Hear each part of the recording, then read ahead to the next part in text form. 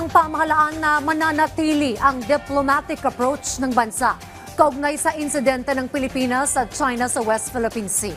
Samantala, sinang-ayunan ng National Maritime Council o NMC ang pag-review sa Mutual Defense Treaty at may ayon ito sa makabagong panahon. Yan ang ulat ni Kenneth Pasyente.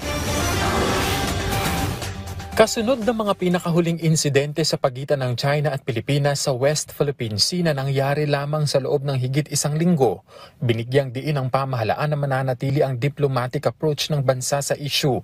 Una nang sinabi ni Defense Secretary Gilberto Teodoro Jr. na dapat nang mas mapalawak ang sakop ng Mutual Defense Treaty sa pagitan ng Pilipinas at Amerika at hindi nakatuon sa armed attack. Bagay na sinang-ayunan ng National Maritime Council o NMC. Ayon sa konseho, napapanahon na para i-review ang MDT para maiayon ito sa makabagong panahon, lalo't 1951 pa nang maitatag ang treaty. The strategic landscape has changed so much. So maybe it's high time now to maybe review. Yes, and to be maybe relevant to the new security challenges. Mariinding pinabulaanan ng NMC ang naging pahayag ng China na Pilipinas ang bumangga sa mga Chinese vessel at wala umanong permiso ang mga aktibidad ng Pilipinas sa inaangking teritoryo ng China. Meron tayong tinatawag na 200 exclusive economic zone under the provision ng UNCLOS. So nakikita natin na pasok yung Escoda Shoal doon sa provision ng 200 exclusive economic zone. In contrast, doon sa China, kasi ang pinakamalapit na provision ng China is Hainan, and that's more than 500 nautical miles away. So, dapat tayo yung anong ginagawa nyo dito? Illegal kayo, ang presence nyo dito ay illegal. At yung ginagawa nyo, aggressive, clear violations of the Convention on International Regulations in Preventing Collisions at Sea.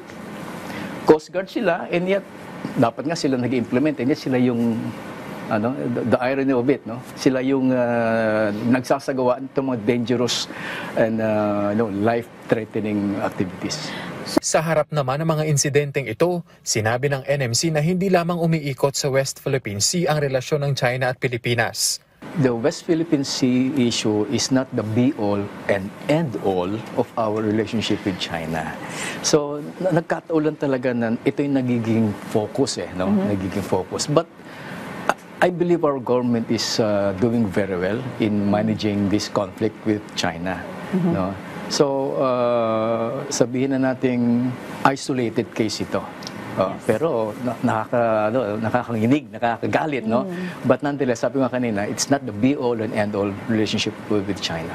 Sa ngayon, nangangalap na raw ng ebidensya ang PCG kaugnay ng mga nakalipas na insidente sa WPS. Ipinauubaya naman ng NMC ang desisyon sa DFA pagdating sa paghahain ng diplomatic protest dahil sa mga mapanganib na naging aksyon ng China Coast Guard sa mga barko ng Pilipinas. Tiniyak din ng NMC na mananatiling nakaangkla sa diplomatikong pamamaraan ang tugon ng bansa ukol dito, kasabay ang pagpawi ng pagkabahala ng mga Pilipino, lalo na ang mga mangingisdang apektado ng girian. Klarong-klaro po ang posisyon ng ating Pangulo, ng ating gobyerno, that we will not abandon even a square inch of our territory to a foreign power.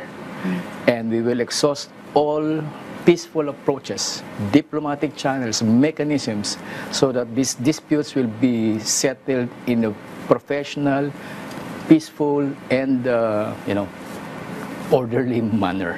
Pinayuhan naman ng NMC ang PCG na ipagpatuloy lamang ang kanilang mandato sa pagpapatrolya, maging ang kanilang logistics run gaya ng pagbibigay ng pagkain at iba pang pangangailangan sa kanilang tauhan na nakaposte sa iba't ibang bahagi ng WPS.